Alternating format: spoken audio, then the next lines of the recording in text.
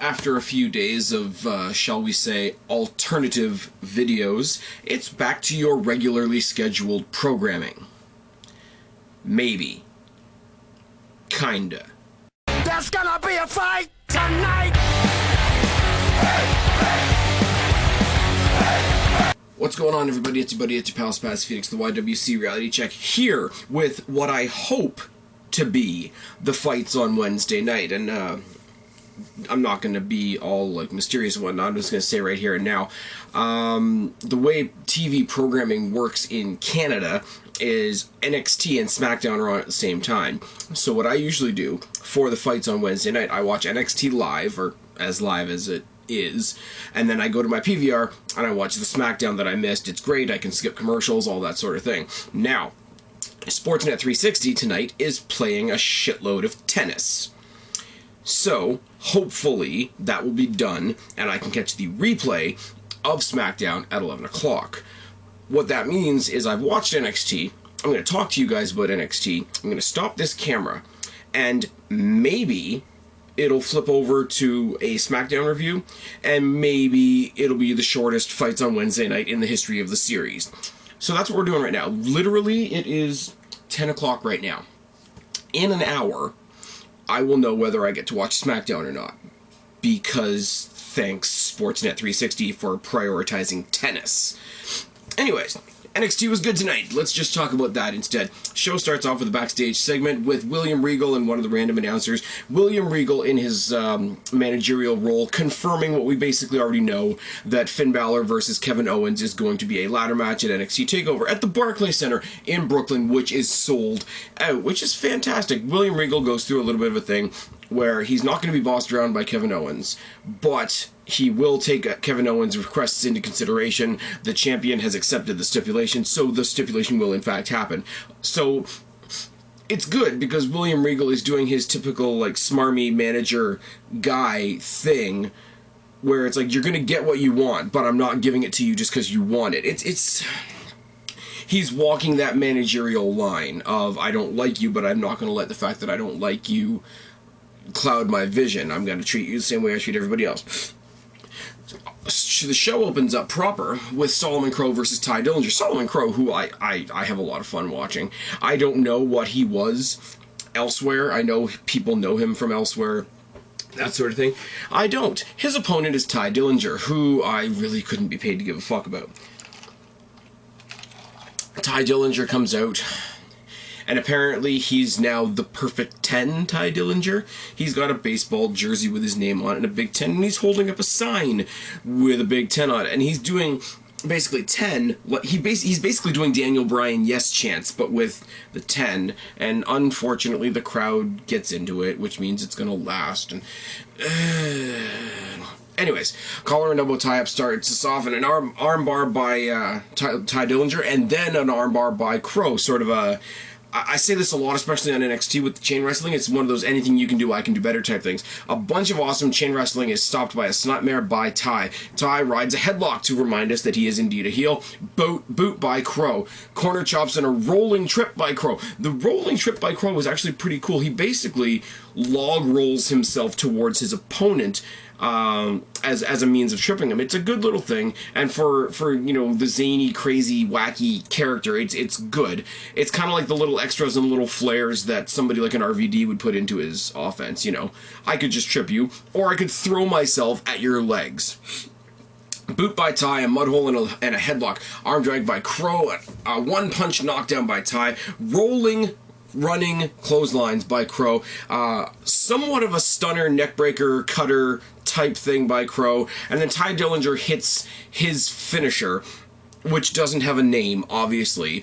But the best way I can describe it is anybody who knows Gail Kim, Gail Kim's finishing move, Eat Defeat, except he does it with an exposed knee instead of his foot.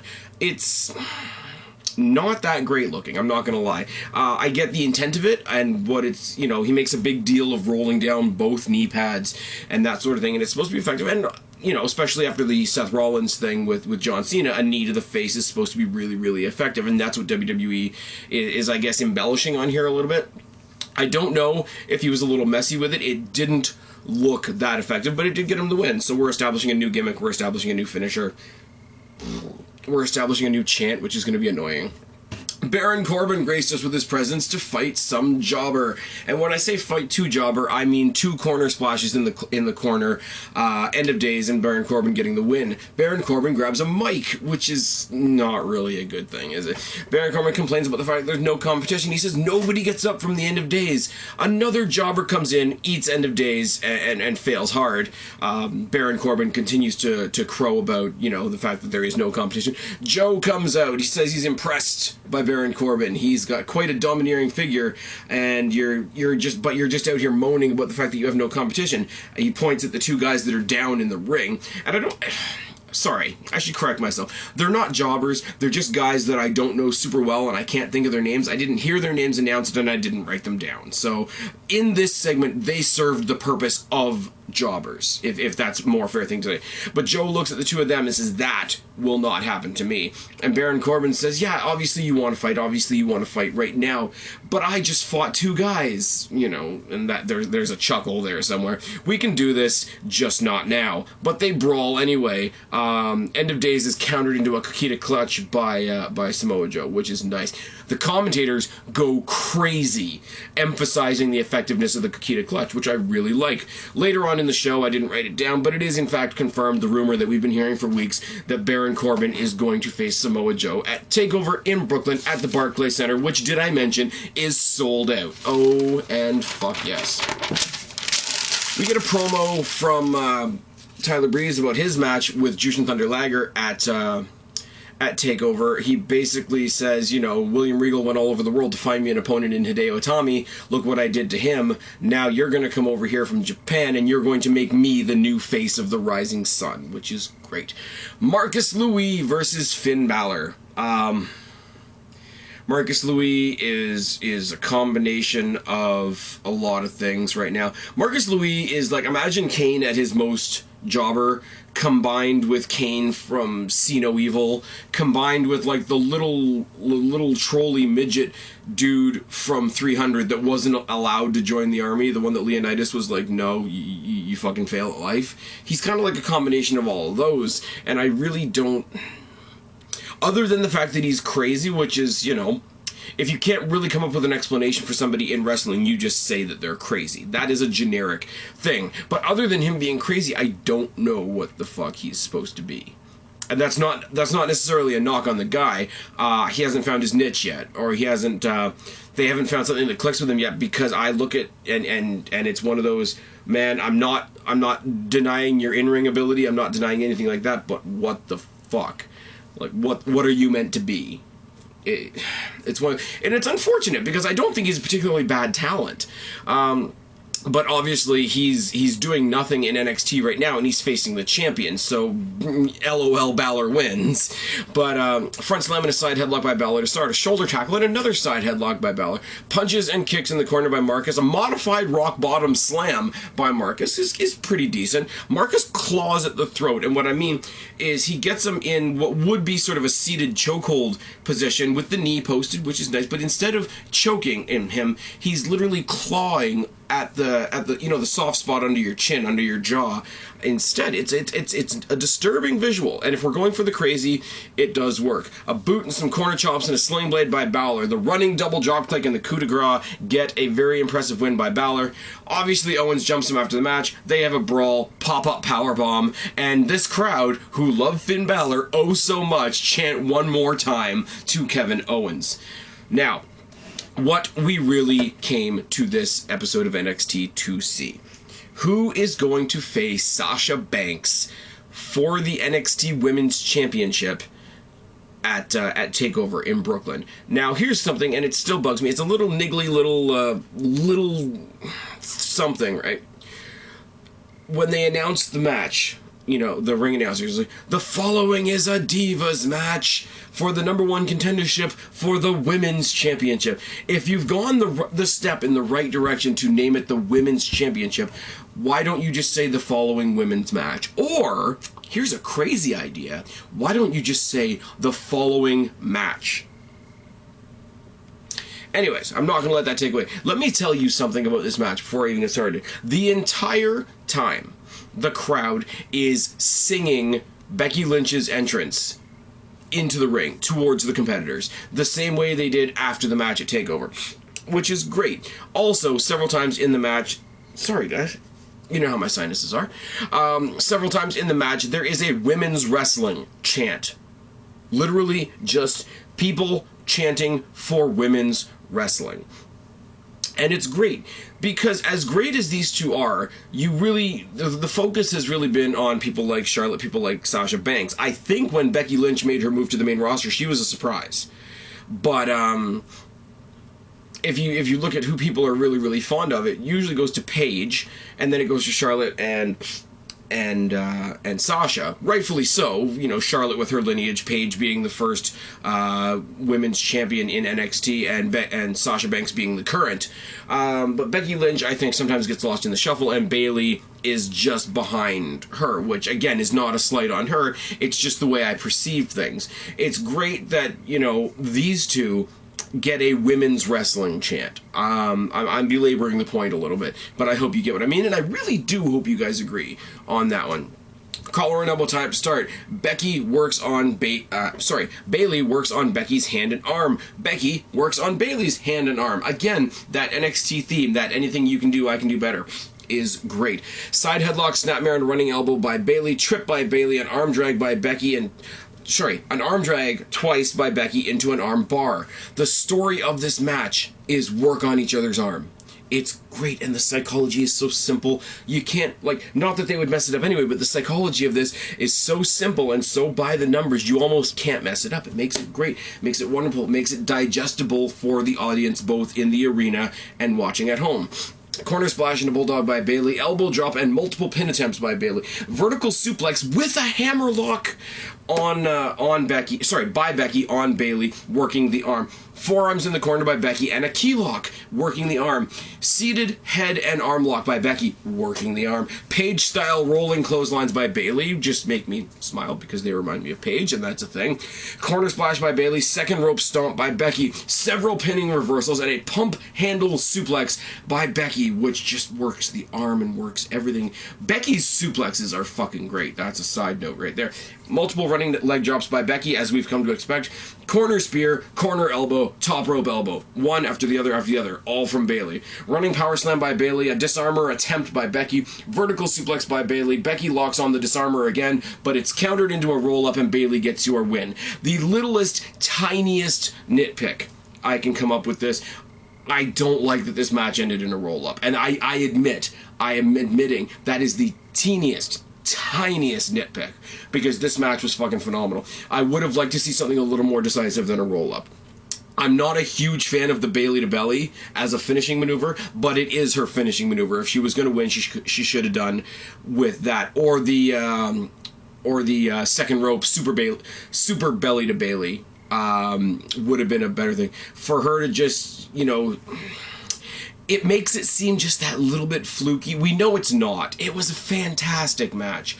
I really wish that somebody's finisher had ended this match. That's the only thing I can take away from it. Main event on the show. Deserved to be the main event on the show. This match could have main evented at TakeOver. I'm not lying. I'm not exaggerating when I say that. This was a genuinely great match. If they had just tweaked the ending a little bit, I think it could have been phenomenal. But as a whole, going into Barclays Center in 2 weeks from now, we've got the tag title set, we've got the women's title set, we've got the NXT title set, we've got Baron Corbin and Joe, we've got Breeze and Liger. Apparently the Vaudevillains have a person that they're bringing in to counteract Alexa Bliss. I'll be interested to see who that is. Apparently somebody fished me a rumor that we're going to get Carmella versus Eva Marie on this card. I don't know why. I don't know why you can get Carmella onto a card but not Enzo and Cass. That seems a little bit off to me, but I'll live with it. It's a great card so far, and it'll be a great precursor to SummerSlam. So I'm going to go for now. I hope this isn't the end of the video. I'll say that. I hope that in a couple of seconds this is going to turn over and it's going to be a SmackDown review, but we'll see how that goes. See you in a minute. And welcome to the other side of this jump cut. Welcome to the SmackDown portion of the fights on Wednesday night. Pretty fun SmackDown. I mean, I had to wait forever and ever and ever. I officially hate tennis now. But here we go, because, yeah, it's well past ridiculous o'clock in the morning, let's be real. Started off, okay, one thing I will mention, somebody sent me the dark matches from this week's SmackDown. Becky Lynch defeating current NXT champion Sasha Banks. Interesting, after losing on NXT, but whatever. And Zack Ryder defeated Joshua Kingsley. Joshua Kingsley, better known to you and me as Brad Maddox. The name change is part of the Beef Mode tag team that is coming up in the very near future, which I predict, okay, mark my words and listen to what I'm actually saying. I predict Beef Mode will be a fun tag team. I don't say that they're going to be the next coming of the Legion of Doom, but I predict they're going to be a fun tag team. And on the WWE website, since yesterday, it's been confirmed that Cena and Rollins is in fact going to happen at SummerSlam. Duh. But does sort of draw a little bit of question to the opening segment, which is Seth Rollins coming out talking to the entire the entire live audience about, you know, how great he is, basically. As he's coming down to the ring, they show the entire title story from Monday, from the from the opening segment to the triple threat, to the title match, to Sheamus attempting a cash-in, you know, video packages as the WWE does. Seth Rollins comes out and says, everybody should slow down and enjoy this title reign. A star like me is bigger than the Stones or the Beatles. In the past couple of weeks, I've beaten Orton, I've escaped Sheamus, I've beaten Neville, and I've broken Cena's face. You can tell your grandkids one day that you saw Seth Rollins in his prime. They show a John Cena clip from Tough Enough where he buddies up with Daniel Bryan, as he does with stuff like this, and Daniel Bryan accepts the challenge for SummerSlam. And then Rollins challenges Cena to show up on Raw next week and accept his challenge for SummerSlam. So we have it already announced on the website. Then they announced it on Tough Enough. Then they announced it on SmackDown to announce that he's going to announce it on Raw. Whatever. Excuse me, guys. He's interrupted by Neville. Neville says he's left out a few facts. He's skewed the facts, you know, not unlike people do here in the YWC. You know, yeah, you broke Cena's nose, but he still beat you at the end of the day. Orton saved you from Sheamus, or Sheamus would be the WWE champion right now. You cannot kick out of my red arrow, which is... that one's questionable, because no, Rollins didn't kick out of the red arrow, but Neville did it in such a way that he was close enough to get to the ropes, to get to the clean break, etc. And then he does the Cesaro thing, the on and on and on, and get the crowd to say on and on and on. Cesaro comes down the ramp, and he gets in on the on and on and on, and he's jumped from behind by Owens, who comes out, and Owens basically makes Cesaro eat steps while Rollins hits the buckle bomb on Neville. Coming back from commercial break, we find out, big surprise, surprise, you know, tag team match, holla holla, playa. We are going to see Kevin Owens and Rollins versus Cesaro and Neville. Decent little match. Also tonight, we have Roman Reigns versus Luke Harper, and coming up next, we have Charlotte versus my favorite diva in the whole world, Naomi. Charlotte versus Naomi is not as bad as it could have been. That's all I'm going to give it, though. Naomi slaps and runs away to start the match, because that's what she does. Thez press and mounted punches by Charlotte. Kitchen sink and more slaps by Charlotte. A trip and a kick by Naomi send us into commercial break. We come back. Naomi is riding a headlock, because she's a bad guy, in case we need a reminder. She does...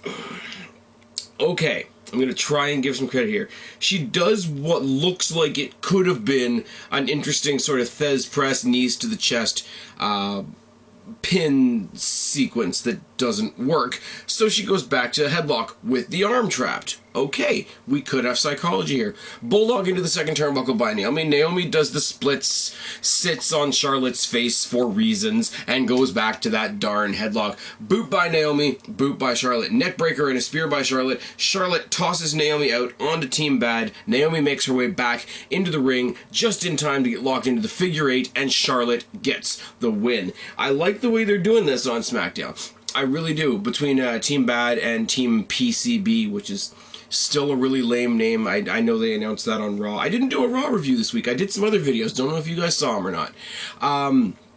But, you know, the Submission Sorority is now Team PCB, which is lame. Paige isn't on SmackDown because Paige is doing Tough Enough on Tuesday while SmackDown is being taped. So they've got this thing where there's only 2 members of Team PCB, so they've always got a numbers disadvantage. So if they win, it looks more heroic as the ultimate babyface team.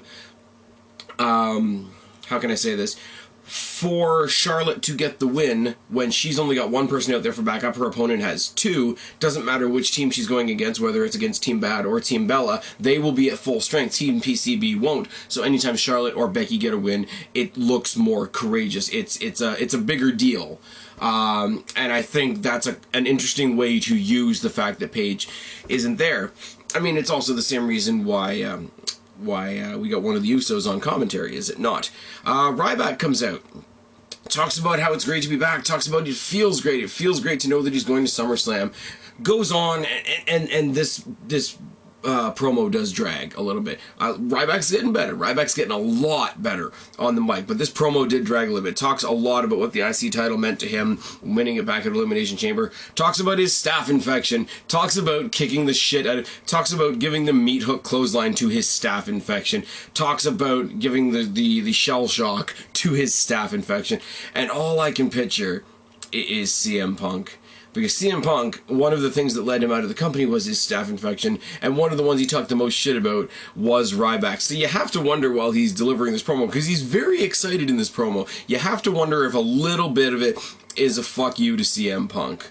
Or is it just me? And he says, at SummerSlam, it's feeding time, and that's the end of the promo. Now, if the spoilers are to be believed, once again, initially, like, for the live audience, that wasn't it. This has been heavily edited, and I won't lie, it looked a bit choppy, so I would believe that it's heavily edited. Apparently, if you were there live, Bo Dallas interrupted Ryback, talking about how he should be involved in the Intercontinental Championship match. He's just as deserving as anybody else, and he got fucking owned by Ryback. But that's only according to No DQ, so it could be wrong. It could be complete bullshit. Luke Harper, obviously with Bray Wyatt in his corner versus Roman Reigns with Dean Ambrose in his corner. I like the way they did this. Luke Harper came down to the ring with Bray Wyatt. Ambrose comes out onto the rampway on a microphone like he's going to cut one of his crazy Ambrose promos and literally says, like, I don't have much to say here, guys. I'm just here to watch Roman do what we do best, and that's talk with our fists, kick each other's asses, you know, points to the opposite end of the arena where Roman Reigns is still making his entrance through the fans, even though a fan clocked him in the head with the Money in the Bank briefcase. It's a good little bit of business right there. Punches and kicks and mud holes by Roman to start this match. A boot by Harper, a lariat by Roman, who then tosses Harper out of the ring. Nice quick segment to get the match started. Takes us right into commercial break. Multiple uppercuts and a choke by Harper. Both men trade punches. There's a lot of punches and kicks and slaps and elbows in this match. I'll warn you of that right now. You may notice a trend, is what I'm saying. Slap at a Michinoku driver by Harper. Michinoku driver by somebody the size of Luke Harper is pretty damn impressive, is it not? More slaps and uppercuts by Harper. Harper rides a headlock because he's a bad guy. Gator roll by Harper, and he transitions it back into the headlock. Both men trade punches for a while. Harper misses a high knee in the corner, and then eats post in the opposite corner, selling the knee afterwards, selling the shoulder afterwards. Good job, Harper, and it's just good. It's fantastic. Punches and slaps and elbows by both men. 3 clotheslines and an uppercut by Roman Reigns. Drop kick by Harper, which again, it's the same as the Michinoku driver. Impressive from a big guy. Roman Reigns backdrops him on the apron and then hits a drive-by. Ambrose and Wyatt start brawling on the outside. Samoan drop by Roman. They start trading more punches. Super kick by Harper. Superman punch by Roman. That's when Wyatt decides enough is enough. Wyatt jumps in for the DQ. All 4 men brawl, including Ambrose with a rebound clothesline for both men and a suicide dive on both men. At the end of the day, the Wyatts retreat. The babyfaces stand tall, leads me to believe that the heels are going to win at SummerSlam, but I'm okay with that, and everybody wins. Another fun little match, which is, jumping the shark a little bit. New Day versus the Primetime Players. Before SummerSlam, in a non-title match, for reasons. Titus and Woods start shoulders by Titus, just shoulder blocks from Titus O'Neil to somebody the size of Xavier Woods. It just looks like destruction. Quick tag to Big E, who works over Titus's midsection. Multiple clotheslines by Titus and one of his random tosses. Corner splash by Titus, and Big E tosses him out of the ring. Quick rotating mud hole by the New Day. I really like that that's becoming one of their signatures. Take us into commercial break. Big E with an abdominal stretch on Titus O'Neil is a little awkward because of the size difference, but it's still cool. Corner splash by Big E. Clothesline by Titus. Clotheslines and jabs by Darren Young. Back suplex on the apron by Darren Young. Bridging suplex by Darren Young. New Day say fuck this and try to bail. The other 2 competing teams from SummerSlam, Los Matadors and the Lucha Dragons, say that's not exactly going to happen. They get back in the ring. Somehow on the outside, and I might have blinked and missed this, Kofi and Big E are taken out on the outside. So the Primetime Players toss Xavier Woods, I believe, into the ring for the gut check by Darren Young, and the Primetime Players get a non-title victory. This was a good little match, and I mean, let's face it, it's a 4-way at SummerSlam, but the main two teams that are actually feuding are the Primetime Players and the New Day. So, Matadors and Lucha Dragons being out there as supporting cast was a good little thing. Matadors aren't really heel or face, they're just kind of there, and Lucha Dragons are so babyface it's ridiculous. But even still, Primetime Players are in the ring looking all victorious while New Day retreats with Matadors and Lucha Dragons in the ring, but they're still cautious. They still know, hey, these guys are alright, they helped us out tonight. That doesn't mean they're our friends, doesn't mean we shouldn't watch out for them on Sunday. It's very well played by everybody involved. It was a really good little thing. I thought it was a little bizarre to see the main 2 teams go at it before the main show, the main match that we're building up to. I thought that was a little on the nose, but everything in this match looked great. Everything served a purpose. The 3rd member of New Day on the outside always serves a purpose. It's good. Neville and Cesaro versus Rollins and Owens. I think I lost some of my notes, but whatever. Cesaro, to start the match, Cesaro has Rollins up for a delayed vertical suplex. Holds him up there forever. Owens tries to interfere and gets some crazy, I would almost say, Daniel Bryan-esque silly kicks from Neville to Owens, who quickly Neville tosses Owens out of the ring. Neville, once Cesaro decides to put Rollins down again, Neville hits a running shooting star press because he can. Cesaro then tosses Rollins out of the ring as well. Babyfaces stand tall as we go into the commercial break. Owens rides a headlock on Neville to remind us that he's a bad guy. Dirty DDT on Neville and some stomps. A front slam and a knee drop by Rollins. Rollins rides a headlock because he's a bad guy. Countered into a jawjacker by Neville. Boots by Owens and a clothesline and another headlock to remind us these guys are the greatest heels in the world. They're nice. They know we're busy people. They want to make it as easy as possible. Here's a headlock. Remember, I'm a bad guy. Boot by Neville and a cannonball by Owens. Owens misses a running senton because that's what he does. Overhead throw to Rollins, boot to Owens by Cesaro. Cesaro hits an uppercut on Rollins 10 times, whips him into the corner, uppercut, whips him into the opposite corner, uppercut 10 times. It's fucking great. Cesaro hits a gorilla press slam on Rollins out of the ring. Owens looks like he's going to try and catch his partner and then fucks off. Cesaro hits a suicide dive on Rollins. Neville hits a top rope dive on Owens. Top rope crossbody by Cesaro once everybody's back in the ring. Enziguri and a turnbuckle powerbomb by Rollins. Sharpshooter by Cesaro. A roll up with the tights by Rollins gets the win for the heels. Rollins fucks off, and Owens is left in the ring to get a modified torture rack slam by Cesaro and a red arrow by Neville. Babyfaces stand tall to end the night. Nice, feel-good main event moment. I wouldn't mind seeing this match on pay-per-view.